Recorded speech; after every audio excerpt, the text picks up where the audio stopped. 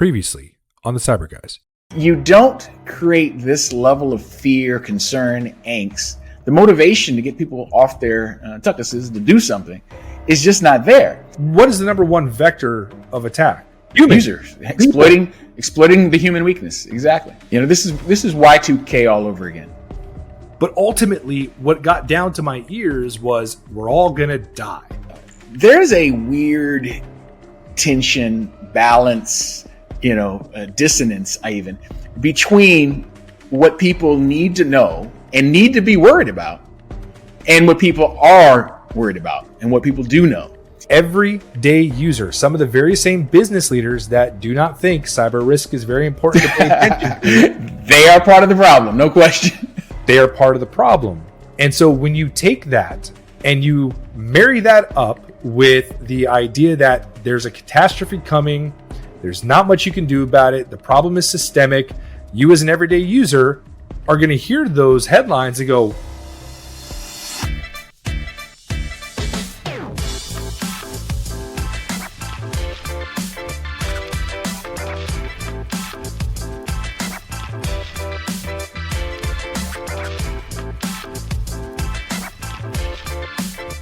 welcome back, folks, to the Cyber Guys podcast, the cybersecurity podcast for everybody.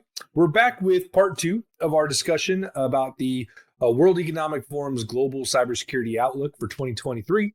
But first, if this is your first time, welcome. If you're coming back, we appreciate you coming on back. Make sure you hit that like button. And if you're not subscribed, become a subscriber so you don't miss out on any of the amazing content that we're putting out every single week. Now, that's out of the way. Let's get into it. I know you're absolutely right. You make an extremely cogent point, right? That attack vectors are variable, are the variable, right? But we do know that there's one vector that is favored by most hackers, and that's what? The human.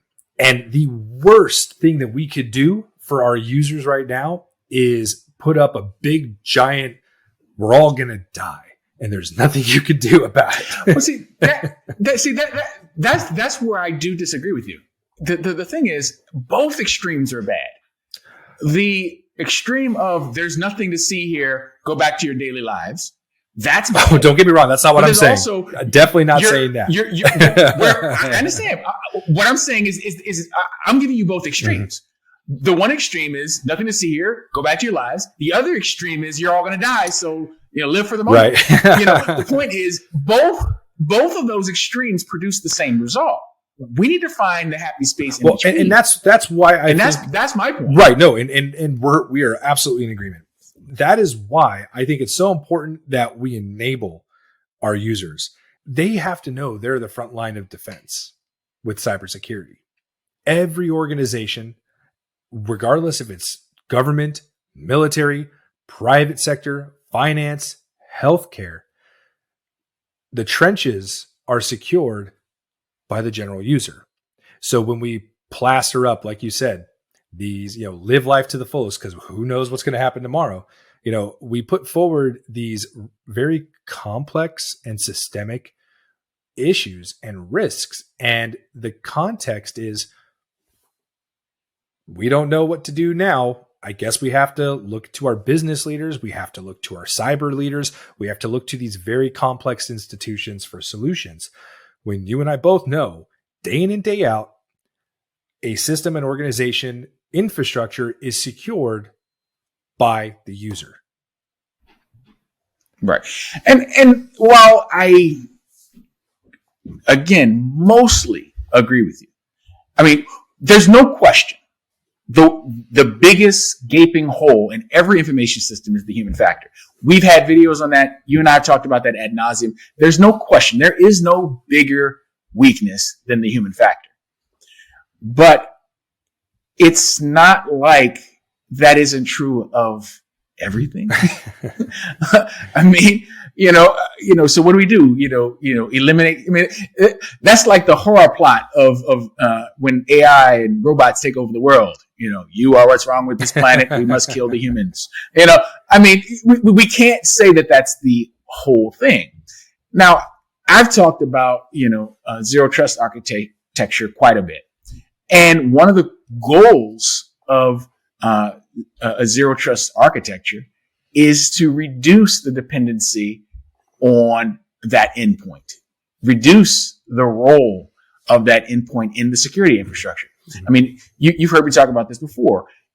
Amazon does not care if you have the latest patches on your endpoint when you visit their website, because they don't trust your endpoint anyway. If we build our architectures more around that sort of thinking, it would cut a lot of that out. So, but that still doesn't mean that these organizations are completely, resilient and impossible to be hacked. It's simply not true. It's just, we can do things to lower the risk of the human factor when it comes to the general user population. There's an architectural solution for that problem in many, not all, but many instances. No doubt. But getting back to this whole calamity howler thing, though, there is a value in getting decision makers adequately, not excessively, but adequately scared. They need to be a little scared. They need to not be so confident that nothing's going to happen to their business, to their organization. And if it takes a little bit of an extreme sometimes to wake them up, maybe.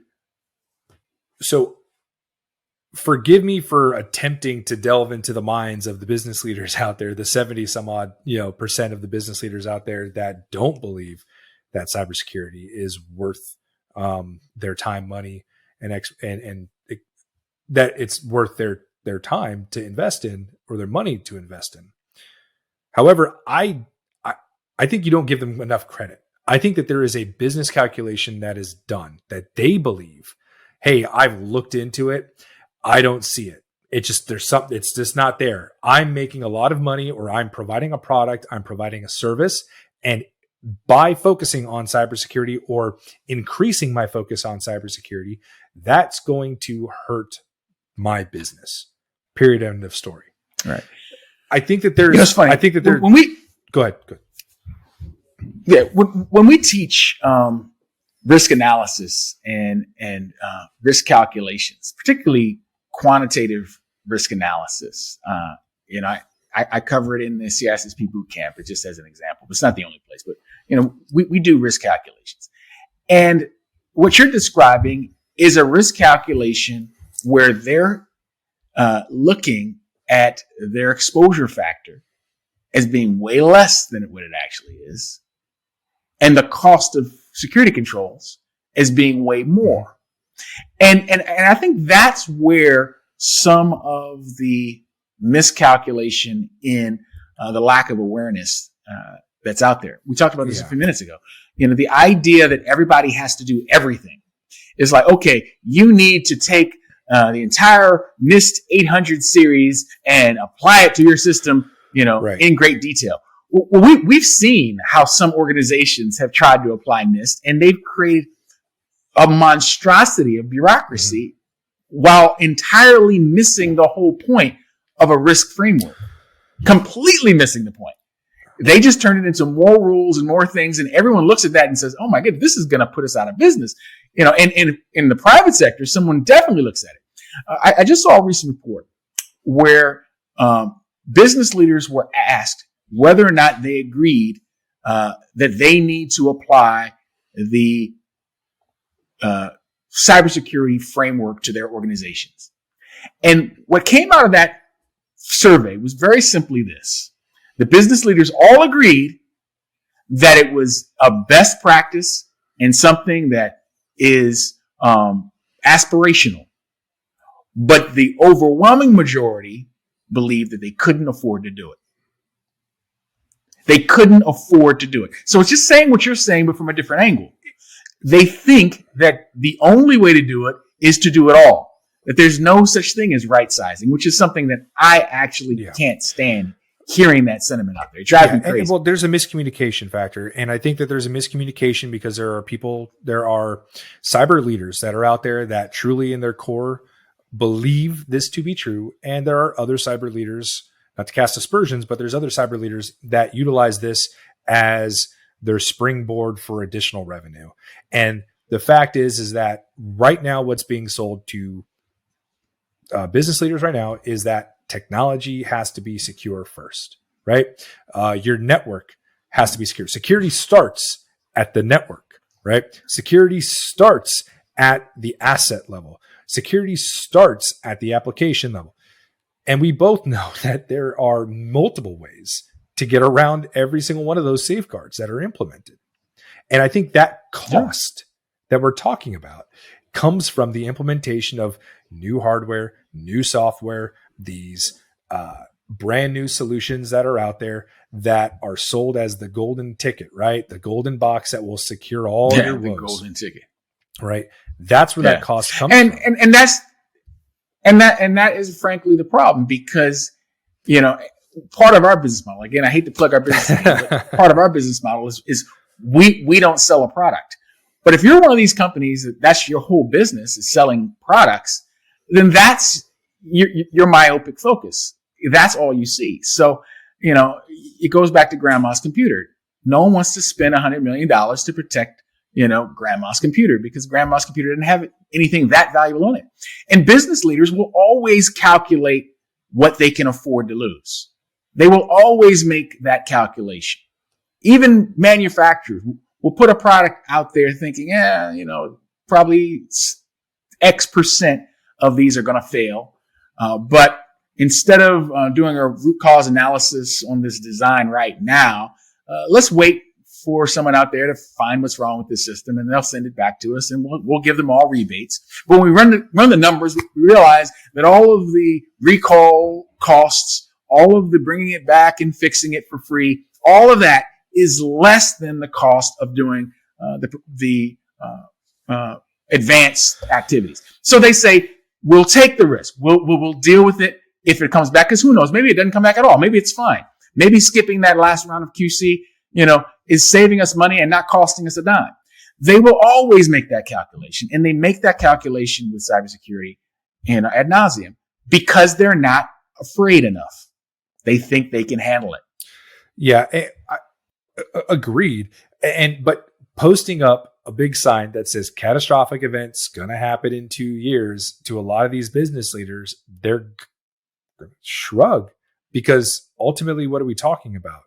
When we talk about catastrophic incidents in cybersecurity, we're talking about attacks on infrastructure, right? We're talking about attacks on infrastructure. We are talking about attacks on the energy grid, on gas pipelines, on nuclear power plants. And those things have a very robust regulatory framework.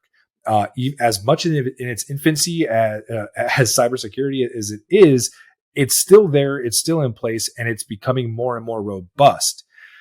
I think the issue that a lot of business leaders are not seeing right now, they're missing the trees for the forest, so to speak, right? Is that there is a major blind spot in a lot of our defense, when it not just our defense for infrastructure, but organizational defense for cybersecurity, and that's geopolitics. We have no idea how many 0 days China has just waiting in the wings to exploit somebody, anybody, anything at a whim, right? We've seen Russia in the last year do a number of things, or at least attempt to do a number of cyber attacks that have, for the most part, failed. And there's a reason for that, right? Because we have security, not to say that we don't have to worry about it. We absolutely have to worry about it. But the infrastructure to secure those critical parts of our economy, of our energy sources, they're there. They're in motion. We don't have that for organizations, though. We don't have that for businesses. We don't have that for small businesses in the least. Right. And that becomes a problem. You're not wrong. And frankly, instead of being this doom and gloom sayer that people just discount entirely, it probably would make more sense if the headline said, "You will lose 10 times your cybersecurity budget the next time you are hacked." Right. Just something like that, right, which is actually more realistic, You will lose 10 times your cybersecurity budget when you're breached. Yeah, and that's where, maybe 100 times your cybersecurity budget. That's the disconnect. That's the disconnect. That's the relevance.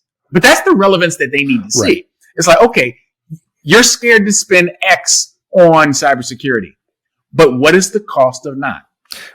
And that's the message that's not conveyed when people go to the extreme and saying in 2 years there will be a global catastrophe caused by cyber attack.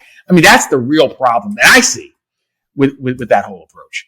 But at the same time, I know that feeling invincible, feeling like it's not going to happen to me, it's not going to happen to my company, my guys know what they're doing. Oh, I have good cybersecurity. Oh, I hired Cisco or SolarWinds or whoever they may have hired, that somehow or another they have the golden ticket. That sort of hubris needs to be taken down a peg, because that's the sort of thing that gets businesses in trouble and that gets their non-technically sophisticated CIO laid off. Or the CISO for that matter, right? Shown the door. That's the disconnect. The CISOs very often also. Well, that's the disconnect, right? Is when you see are lacking enough awareness. I think this is reasonable to expect that when a business leader sees the headline, or even any layman sees the headline, catastrophic mutating cybersecurity threat will strike in 2023. They're going to look at that, and there will be a disconnect, but especially if they are not in critical infrastructure. And you look at where a lot of the known threats are coming from.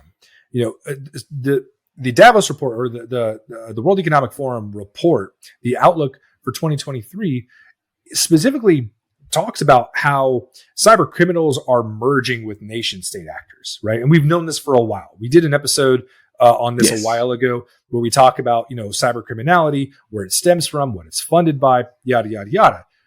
But ultimately, what we're starting to see is we're looking at less actual damage to an organization's infrastructure, as we're seeing like reputational risk at stake, right? Cisco is one of the business leaders and one of the cyber leaders that I think understands this pretty well, because they've been targeted by known nation state actors that are sponsored by Russia, I think since they pulled out of Russia. Right? It's been a while. So they understand that. But a basic organization, anybody in the private sector that doesn't directly deal with infrastructure or critical infrastructure, I don't think understands that or sees that or makes that connection when they read the headline, catastrophic mutate, so on and so forth. They say, hey, that's the big boys, or that's these guys over here. That doesn't matter to my, hospital network. Right? When it absolutely does, because it causes chaos. It ruins the reputation of known, reliable solutions. And that's all that a lot of these nation states or criminals are looking to do. So there's a communication thing that we have to fix. Even more than that, though, a 0 day doesn't stay a 0 day forever. It's the propagation of the knowledge that creates the risk lower down the food chain. And the bottom line is, when NSA cyber weapons found their way into the dark web, there was a glut of attacks on regular people and regular systems and small businesses and medium-sized businesses, because once that those attack methodologies were in the cyber criminal community, then they didn't have to invent a new attack vector. They got one from the NSA. They got one from these state-sponsored entities that were doing research in cyber weapons, and then someone does what they do as far as breaching the trust that they establish with their organization and sharing that stuff with whomever, and then you get a whole lot of other issues. So the thing that should scare people in a more proximal way is the fact that these things are possible. And if these things are possible, forget about the targeting of the nuclear reactor or the bioresearch facility or the pipelines or all the other things that would create a nightmare event, a disaster event. And just think about the fact that those tools, if used against you, could be devastating to what you value. And they're out there. That's where, I do agree that the hyperbolic statements do more harm than good. But the fear that they're designed to provoke is not entirely off target. Yeah. People need to be afraid. We can absolutely delete this section if it gets too political here, 100%. But I liken a lot of this to how the messaging for climate change is packaged and delivered to the layman, right? It's very catastrophic. It's, the headlines are, the Amazon rainforest will burn down to a crisp by 2035, and fresh water, water is no longer safe to drink, and so on and so forth. And it creates a malaise, and it's overwhelming for people. There's an actual a term for this in psychology called apocalypse fatigue, where people have to make never-ending decisions on an everyday basis to attack these ginormous, complex, systemic problems.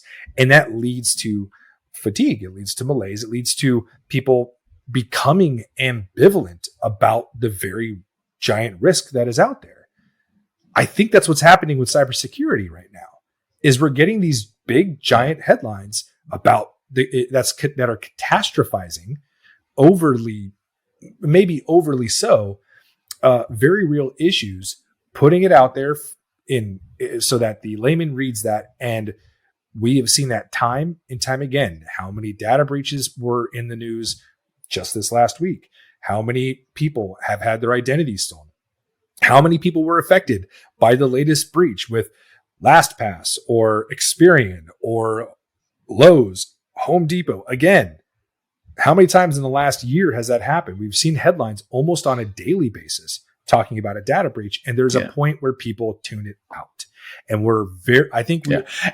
and I think we're past that point, but that's why we're here. Yeah, that's why we have a job. That's the point of the cyber guys, right? Because we want to try to communicate these things, put it in perspective, put it in reality. There are certainly people who need to be scared, right? There's certain business leaders that need a Christmas Carol type event, right? Where they are visited by the ghost of cybersecurity past and present and future to fully explain this to them. But the everyday person doesn't need that. The everyday person needs to understand what their part is to play here, how they can be defensive about these things. Organizations need to talk to their general users and empower those general users as opposed to scaring them or fear mongering. And so, that's why we're here. That's part of why we're doing this podcast, right? That's to kind of gain that perspective. It, man. That's it. And you know what we need to do? Next time, let's actually look at what they really did say in Davos. And maybe just kind of go frame by frame and break down, okay, what did they actually say? And let's put it all in the context. Let's do that next I would love to sit down. Let's go look at the forum. We'll take a look at the forum. We'll look at how business leaders, international leaders are protecting cyberspace and amid exponential change. So that's going to do it for this episode of the Cyber Guys. Look, we love doing these episodes. So if you like this episode, make sure you hit that like button, subscribe to the channel so you can see all the new content that we're coming out with every single week. Remember, stay safe, be secure, be sure. We'll see you next time. Take care.